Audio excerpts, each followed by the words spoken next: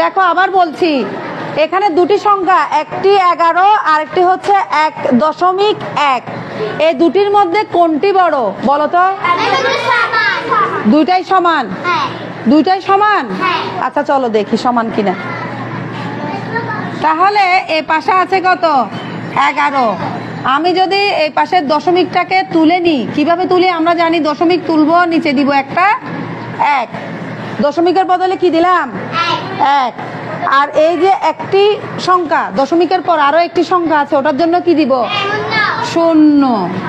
আমরা জানি দশমিকের বদলে একটি 1, এরপরে যতটা সংখ্যা থাকবে ততটা 0 দিব।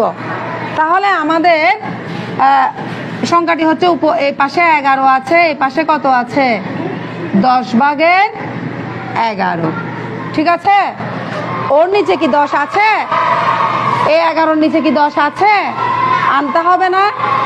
মিলাতে গেলে তো আনতে হবে। দুটি সংখ্যার নিচে কি থাকতে হবে?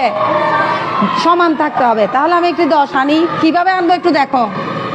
এটা একটু দেখো, আমি নিচে একটা 10 দিলাম, কিন্তু আমার কি ছিল 10? আমার 10 ছিল, আমি নিচ থেকে দিয়েছি। নিচে যদি না থাকে, আমি যদি নিচ থেকে দিই, নিচে দিলে কোথায় দিতে হবে? উপরেও দিতে হবে।